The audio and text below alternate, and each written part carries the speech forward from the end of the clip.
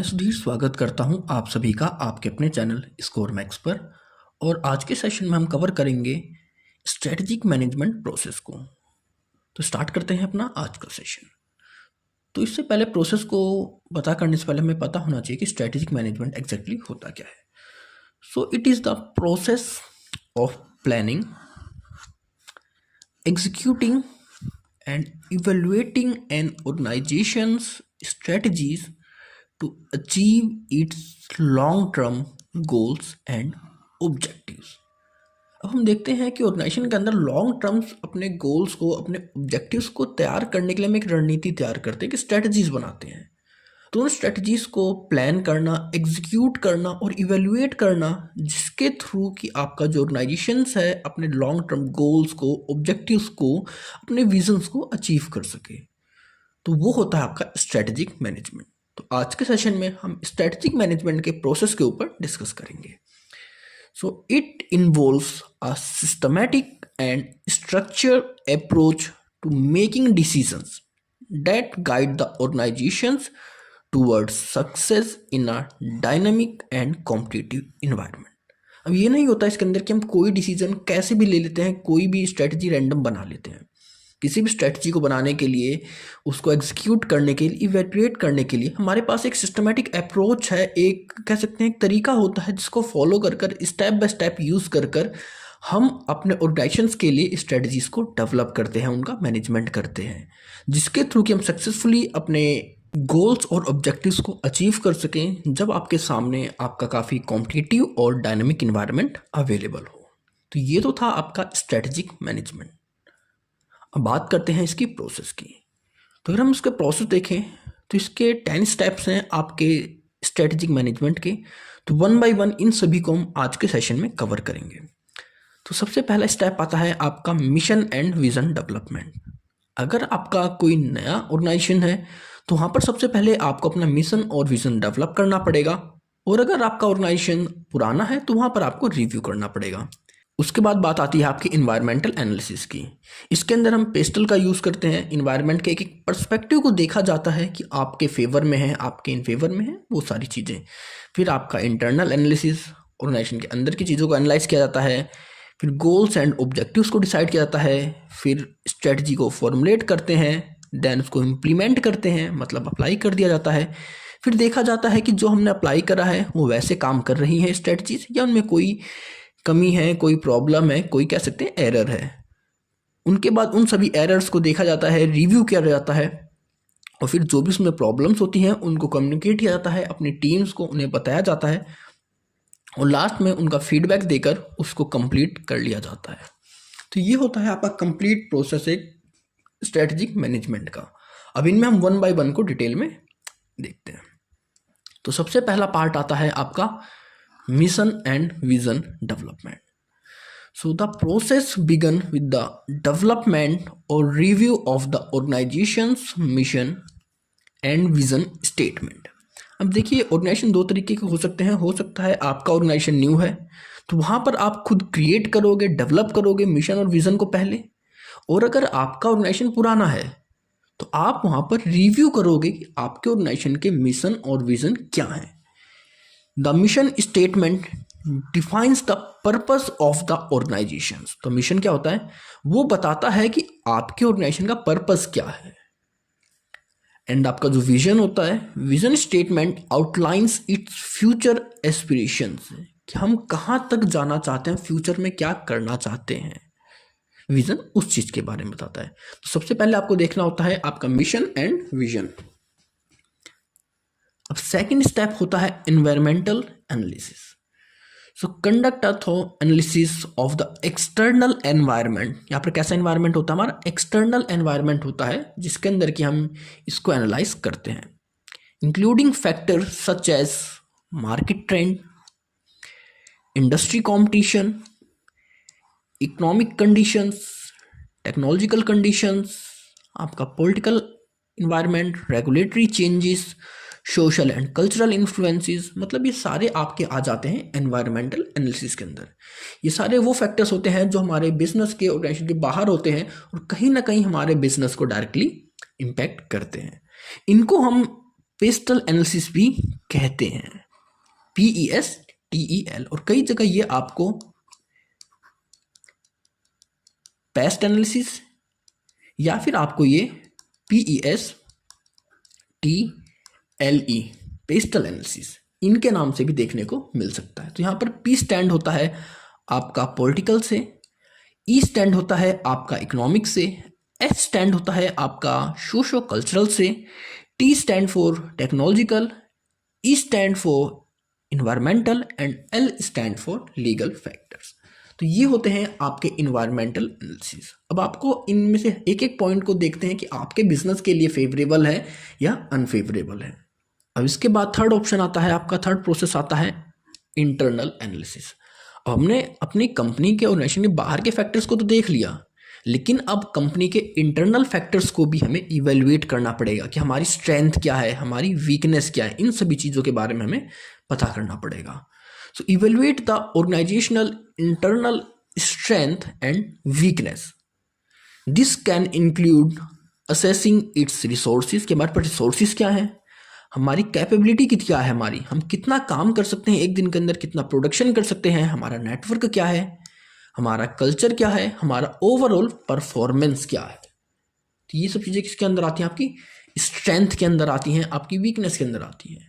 अगर आपके पास बहुत ज़्यादा रिसोर्सेज हैं तो आपकी स्ट्रेंथ है, लेकिन आपके पास स्केर्स रिसोर्सेज हैं तो आपकी वीकनेस है। So tools like SWOT analysis are mostly used for this purpose. SWOT का मतलब क्या होता है, strength, weakness, opportunities and threat. तो यहाँ पर हम दो चीज़ की बात करते हैं इंटरनल एनालिसिस के अंदर, हम देखते हैं हमारी स्ट्रेंथ और वीकनेस क्या है। अब आता है हमारा fourth step, setting objectives and goal. तो अभी तक हमने क्या क्या देखा, अभी तक हमने देखा है हमारे ऑर्गेनाइजेशन के मिशन क्या है, हमारे ऑर्गेनाइजेशन का विजन क्या है, हमारा कह सकते हैं जो एक्सटर्नल इन्वायरमेंट है हमने उसको एनालाइज कर लिया है, और उसके साथ ही साथ हमारा जो इंटरनल इन्वायरमेंट है इन दोनों को हमने एनालाइज कर लिया है। अब इतना करने के बाद हम देखते हैं कि हमारे पास क्या अपॉर्चुनिटीज़ हैं, क्या थ्रेट्स हैं, क्या स्ट्रेंथनेस हमारी, क्या वीकनेस है, क्या मिशन है, क्या विज़न है, और इनके बिहाफ पर ही फिर अपने गोल्स और ऑब्जेक्टिव्स को डिसाइड करते हैं, उनको सेट करते हैं, उनको इस्टेब्लिश करते हैं, जिनको कि हम कंप्लीट करेंगे। Based on the information gathered from the environmental and internal analysis, establish clear and measurable long-term objectives and goals that align with the organization's mission and vision। तो यहाँ पर हम कैसे गोल्स और ऑब्जेक्टिव्स को डिसाइड करते हैं, कैसे क्लियर करते हैं, जिन्हें कि लॉन्ग टर्म में मेजर किया जा सके, जिन्हें कि अचीव किया जा सके, जो क्लियर कट हो कि हाँ हमें समझ में आ रहा है कि हमने जो भी मिशन डिसाइड करा है उसको बनाया जा सकता है, उसको उसकी परफॉर्मेंस को मेजर किया जा सकता है। और ये सारे के सारे हमारे ऑब्जेक्टिव्स और गोल्स किसके अंडर होने चाहिए, हमारे मिशन और विजन को सपोर्ट करने चाहिए। This objective should be smart. Smart कैसे होंगे, स्पेसिफिक होने चाहिए, मेजरेबल होने चाहिए, अचीवेबल होने चाहिए, रेलिवेंट एंड टाइम बाउंड। इन सभी चीज़ों को फोकस कर ही आप अपने ऑब्जेक्टिव्स और गोल्स को डिसाइड करते हैं। अब आप खुद देखिए, अगर स्पेसिफिक की बात करते हैं, अगर आपने कुछ अपने लिए स्पेसिफिक नहीं डिसाइड किया है तो आप इंडस्ट्री के अंदर कैसे स्टे कर पाओगे, क्योंकि जब तक आपको कुछ यूनिक करना पड़ता है, जब आप कुछ यूनिक करोगे तभी आप मार्केट के अंदर अपने शेयर्स को एक्वायर कर पाओगे। मेजरेबल की बात करते हैं, आपने कोई काम तो कर लिया कि मुझे ये प्रोजेक्ट कंप्लीट करना है, लेकिन आप उसकी प्रोग्रेस रिपोर्ट को अगर मेजर ही ना कर सको तो वो कोई भी एक कह सकते हैं गोल्स ऑब्जेक्टिव्स नहीं हो सकता। अचीवेबल, आपने कोई ऐसी चीज़ बोल दी जिसको कि अचीव ही नहीं किया जा सकता, जो कि इम्पॉसिबल है, तो कभी भी वो गोल और ऑब्जेक्टिव्स नहीं होंगे। गोल ऑब्जेक्टिव्स वही होते हैं जिनको कि अचीव किया जा सके, रेलिवेंट हो, जो कह सकते हैं नेसेसरी हो, आपके लिए इंपॉर्टेंट हो, आपके लिए, आपकी सोसाइटी के लिए, या टाइम बाउंड एक स्पेसिफिक कर देते हैं कि हमें 1 साल के अंदर इस टारगेट को पूरा करना है, या 3 साल या 5 साल। तो इस तरह से आपको अपने गोल्स और ऑब्जेक्टिव को सेट करना होता है। It's like a smart. इसके नेक्स्ट आता है स्ट्रेटजी फॉर्मुलेशन। अब यहां पर हम करते हैं अपने स्ट्रेटजी को formulate. So develop a strategy that outlines how the organization will achieve its objectives. अब हमने ऑब्जेक्टिव्स और गोल तो डिसाइड कर लिए।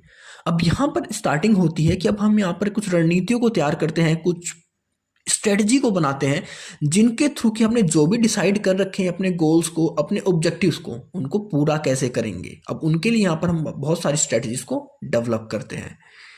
It involves making choices about market selection and how to compete. Common strategic options include differentiation, cost leadership, niche focus and innovation strategies. अब यहाँ पर हमारे पास स्ट्रेटजी कई तरीके की होती हैं। सबसे पहले कि किस मार्केट में एंटर करें अपने गोल्स ऑब्जेक्टिव्स को पूरा करने के लिए, हमारे पास क्या कॉम्पिटिटिव एडवांटेज है हमारे कॉम्पिटिटर से, हम किस तरह के प्रोडक्ट को, किस तरह का इनोवेशन करें जिसके थ्रू कि हमारी मार्केट शेयर बढ़ सके, क्या कॉस्ट होनी चाहिए जिसके थ्रू किसको अचीव किया जा सके। मतलब यहाँ पर बहुत सारे डिसीजंस लिए जाते हैं रिगार्डिंग टू फुलफिलमेंट ऑफ या achievement of goals and objectives. इसके बाद आता है आपका स्ट्रेटजी इम्प्लीमेंटेशन। अब आपने स्ट्रेटजी को फॉर्मुलेट तो कर दिया, अब टाइम आ जाता है उसको एक्शन में कन्वर्ट करने का, क्योंकि जब तक आप किसी स्ट्रेटजी को, किसी प्लान को एक्शन में कन्वर्ट नहीं करते तब तक वो यूजफुल नहीं होता। So this involves allocating resources. अब सबसे पहले क्या करेंगे, हमने जो भी स्ट्रेटजी बनाई है, हमने कुछ ना कुछ डिसाइड किया होगा कि इस वर्क को पर्सन ए करेगा, दूसरे वर्क को पर्सन बी करेगा। मतलब हम हर वर्क को एक पर्सन को असाइन कर देते हैं कि आपको ये काम जल्दी से जल्दी करने हैं। तो वहाँ पर सबसे पहले अब हमें उन्हें रिसोर्सेज को एलोकेट करना पड़ेगा, उन्हें उनकी कह सकते हैं अथॉरिटी देनी पड़ेगी। उसके बाद setting specific short term goals. अब हमें शॉर्ट टर्म गोल्स को सेट करना पड़ेगा। आप खुद सोचिए, अगर आपने कोई 5 ईयर का प्लान डिसाइड कर लिया, तो ये नहीं कि हम 5 साल को एक साथ मेजर करेंगे, हम हो सकता है इसको ईयर बाय ईयर मेजर कर रहे हो। पहले हम 1 साल का टारगेट करेंगे कि हमें 1 साल के अंदर इतना प्रोडक्शन करना है, फिर दूसरे साल की बात करेंगे, दूसरे साल में इतना प्रोडक्शन करना है, तीसरे साल में इतना, चौथे में इतना, और लास्ट ईयर में हम अपने टारगेट को अचीव कर लेंगे। तो यही होता है कि हमारे जो लॉन्ग टर्म ऑब्जेक्टिव्स होते हैं, गोल्स होते हैं, स्ट्रेटजीज होती हैं, उनको शॉर्ट टर्म में ब्रेक कर लेते हैं, जिनके थ्रू कि उनको ईजिली इम्प्लीमेंट किया जा सके। एंड डिजाइनिंग एक्शन प्लान्स, और यहाँ पर फिर एक्शन प्लान्स को डेवलप किया जाता है कि अब किस तरह उस काम को किया जाएगा। It may requires changes to the organisation structure, process and culture to ensure alignment with the chosen strategy. अब यहाँ पर कई बार हमें हमारे ऑर्गेनाइजेशन के स्ट्रक्चर को, हमारे प्रोसेस को और हमारे कल्चर को भी चेंज करने की रिक्वायरमेंट होती है, क्योंकि देखो इन्वायरमेंट डायनेमिक है, इन्वायरमेंट चेंज हो रहा है, तो कहीं ना कहीं आपकी स्ट्रेटजी भी उसके हिसाब से ही आपको बनानी पड़ेंगी।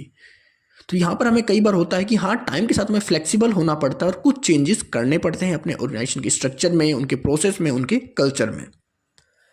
अब इसके बाद आता है आपका मॉनिटरिंग एंड कंट्रोल। अब आपने स्ट्रेटजी को इम्प्लीमेंट तो कर दिया, लेकिन उसे मॉनिटर करना भी बहुत ज़रूरी है कि क्या आपने जो इम्प्लीमेंट किया वो एकदम सही से काम कर रहे हैं या नहीं कर रहे हैं, और अगर कहीं पर कोई काम सही से नहीं हो रहा है तो उसको किस तरह कंट्रोल कर कर उसको करेक्ट किया जा सकता है। तो ये वाला पार्ट होता है आपका monitoring and control. So continue monitor the progress of the strategy implementation. Key performance indicators and metrics should be established to track the organizational performance against its objective. तो यहाँ पर हमारे कह सकते हैं KPIs होते हैं, की परफॉर्मेंस इंडिकेटर्स, जो कि हर काम के लिए एक फैक्टर दे दिया जाता है। जैसे अगर मैं बात करूँ आपके प्रोडक्शन के लिए मैक्सिमम 5 और मिनिमम 1, आपके कह सकते हैं आपकी क्वालिटी के लिए मैक्सिमम 5 मिनिमम 1। तो मतलब इस तरह के फैक्टर्स दे दिए जाते हैं, वहाँ पर हर काम के लिए आपको एक पॉइंट दिया जाता है। तो इनको कैलकुलेट कर कर, इनको एनालाइज कर कर हम देख पाते हैं कि हमारी क्या परफॉर्मेंस चल रही है, क्या प्रोग्रेस चल रही है हमारी स्ट्रेटजीज की। और अगर इनके अंदर कोई डेविएशन होता है, कोई एरर होता है, तो यहाँ पर उसके लिए करेक्टिव एक्शंस को लेकर उन सभी को ठीक कर कर वापस अपनी स्ट्रेटजी को बैक ऑन ट्रैक लेके आया जाता है। अब इसके बाद आता है आपका 8 step strategic review and adaptation. अब हमने स्ट्रेटजी बना दी, उसको इम्प्लीमेंट कर दिया और उसको मॉनिटर और कंट्रोल भी कर रहे हैं। अब बारी आती है कि हम देखेंगे कि हमने जो स्ट्रेटजी बनाई थी क्या वो सही में हमारे लिए इफ़ेक्टिव है, हमारे बिजनेस को प्रॉफिट दे रही है या नहीं दे रही है, हम उस स्ट्रेटजी से अपने ऑब्जेक्टिव्स को अचीव कर पाएंगे या नहीं कर पाएंगे। क्योंकि हमें रिव्यू भी तो करना होगा। हमने स्ट्रेटजी तो बना ली, क्योंकि ये भी नहीं होता आप जो स्ट्रेटजी बना रहे हो 100% सक्सेसफुल होएगी वो, क्योंकि environment day by day change हो रहा है। तो हो सकता है आपने जब स्ट्रेटजी बनाई दूसरा इन्वायरमेंट था, लेकिन आज दूसरा इन्वायरमेंट है। तो इसके हिसाब से आपको अपनी स्ट्रेटजी को रिव्यू करना पड़ता है, एडेप्टेशन को देखना पड़ता है। और अगर वहाँ पर कोई लगता है आपको कि हाँ यहाँ पर कोई करेक्टिव एक्शंस प्लान्स लेने चाहिए या कोई एडजस्टमेंट करनी चाहिए या कोई यहाँ पर रिफाइनमेंट करना चाहिए, तो वो सब काम आप इसके अंदर करते हैं। अब नेक्स्ट आता है आपका कम्युनिकेशन एंड अलाइनमेंट।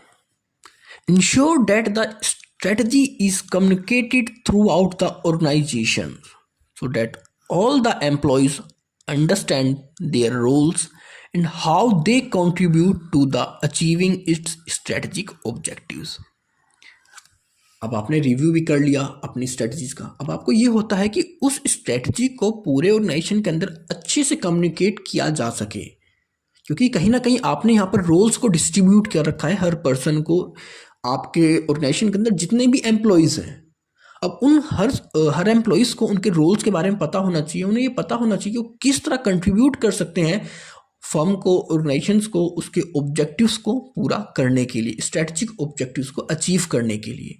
तो इसके लिए ज़रूरी होती है कि उनके बीच में एक हेल्थी कम्युनिकेशन इस्टेब्लिश कर उन सभी से ईजिली कम्युनिकेट किया जाए। तो ये होता है आपका कम्युनिकेशन एंड अलाइनमेंट।